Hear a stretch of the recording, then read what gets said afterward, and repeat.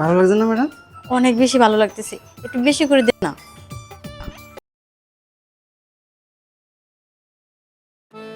ইকবাল, এই ইকবাল, এই ছেলেটাকে ডাকলে সময় মতো একদিনও পাওয়া যায় না, কই যে গেছে?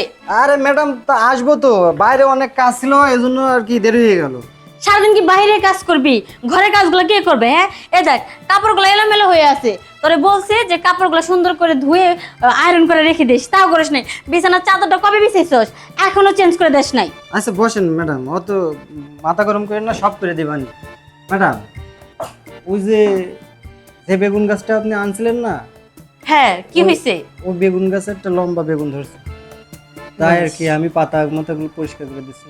বেগুনে তো হাত দিস নাই? না, আমি হাত দিইনি। দেখ ভালো করছিস, কারণ বেগুন গাছটা আমার অনেক শখের। আর সবচেয়ে শখের জিনিস হচ্ছে বেগুনটা, ওটাতে আমার অনেক কাজ আছে। আচ্ছা ম্যাডাম, আমি তো মূর্খ মানুষ, আমি তো আর এসব বুঝি না। আচ্ছা, ওই বেগুন নাকি ঢাকার দিকে খুব চলে, হ্যাঁ? আচ্ছা, আমি একটা কিছু বুঝলাম না, বেগুন ঢাকার ওদিকে চলে না গ্রাম অঞ্চলে ভালো চলে, সেসব যেন তুই কি করবি? হ্যাঁ, তোর কাজ হচ্ছে বাড়ির কাজ করবি, গাছগুলো পরিচর্যা করবি, এটাই। না, ওই যে আপনার ওই যে পাশের বিল্ডিং এ যে ভাবি আছে না, হুম। ওই ভাবিও আমার দিয়ে একদিন বেগুন কিনে নিয়ে আসছে। এই জন্য আমি ভাবি যে আপনারা ভাবিরে এসে বেগুন দিতে পারেন। রফিক সাহেবের বউ জি। আমার কথা কিছু বলছে নাকি? না, আপনার কথা তো বলে নাই। আপনি যে গাছ নিয়ে আসছেন, আমার জিজ্ঞাসা করছিল যে ওই গাছে কি বেগুন ধরেছে। বুঝতে পারছি, ওই বেগুনটার প্রতি মনে হয় নজর পড়ছে। কিরে, ও দেখ দেখ দেখ, রফিক সাহেবের বউ না? হ্যাঁ, ওই হ্যাঁ। দেখ বেগুনটা নিয়ে যেতেছে। এখন আমি কি দিয়ে কাজ চালামো? রাতে আমার সর্বনাশ হয়ে যাইব। সমস্যা নেই। হ্যাঁ, রাতে কি কি কি সর্বনাশ হয়ে যাবে? না মানে কি বলতে কি বলে ফেলছি। দেখ, তো কথা বলতে কি, তোমার স্যার না আমার চাহিদা পূরণ করতে পারে না, সেই কারণে হচ্ছে ওই বেগুন দিয়ে আর কি কাজটা করি।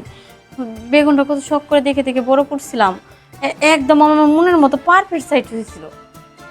আর বেগুনটা চুলে করে নিয়ে যেতেছি। আচ্ছা সমস্যা নাই, আমি আর একটা বেগুন গাছ নিয়ে লাগাই দিবেন। বেগুন গাছ আয়না লাগাই দেওয়ার কি দরকার? বেগুন গাছ আয়না লাগাবি, বেগুন ধরবো, তারপর আমি আমার চাহিদা পূরণ করবো। তার থেকে যে তোর যে কাছিং আছে না, ওইটা আমার দে, ওটা দিয়ে আমি না আমার চাহিদা পূরণ করি। ও, তার মানে আপনারা ওই বেগুন গাছ লাগান ওই জন্য? কেন, তুই কি বুঝোস না ওই কিসের জন্য লাগাই? তোর স্যার তো এসব ঠিক মতো খাইতে পারে না। ম্যাডাম, আমি যাই এখন। কই যাস? তোর দেখার পর থেকে না আমার জানি কেমন লাগতেছে। আমারও ম্যাডাম, আমি তো এই জিনিস কোনো সময় দেখিনি। কোনো সময় দেখাস নাই? না। তার মানে তুই ভার্জিন? ভার্জিন? ভার্জিন কি ম্যাডাম? মানে তুই তোর এখনো কোথাও ব্যবহার করিস নাই? ও, ও কি করেন ম্যাডাম? আমার কিন্তু কেমন হচ্ছে ম্যাডাম? আমি তো এটাই চাই, হ্যাঁ? তোর কেমন যেন হবে, তারপরে তুই আমার থাপ করে বলে দিবি। হ্যাঁ ম্যাডাম। কিরে, গাছের বেগুনের থেকে না তোর বেগুনটা অনেক ভালো। আমি অযথায় গাছ কিনে এনে টাকাগুলো নষ্ট করি, তার থেকে তো তোর বেগুনের স্বাদ বেশি। ভালো লাগছে না ম্যাডাম? অনেক বেশি ভালো লাগতেছে, একটু বেশি করে দে না।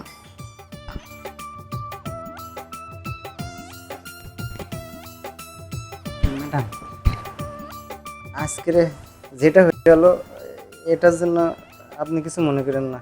ধর, তুই তো সত্যি অনেক বোকা, আর একটু চায় না, কি মনে করব? আজকে যেটা হয়েছে এরকমটা প্রতিদিন হবে। সত্যি বলছেন? হ্যাঁ, অবশ্যই সত্যি, কারণ আমি তো এটাই চাই। তাছাড়া তুই আমার আজকে পরিপূর্ণ সুখ দিছিস, এরকম পরিপূর্ণ সুখের জন্য আমি অপেক্ষায় ছিলাম। এরকম সুখ আমার কেউ দিতে পারে নাই। তাইলে আজ থেকে আর নেওয়ার দরকার নেই, আপনার কাজটা আমি চালিয়ে দেবো।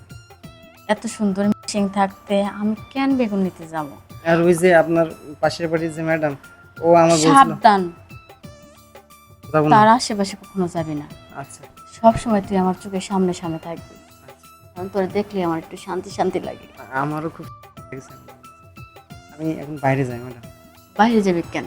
চল দুইজনে একসাথে লাঞ্চ করবো। হ্যাঁ?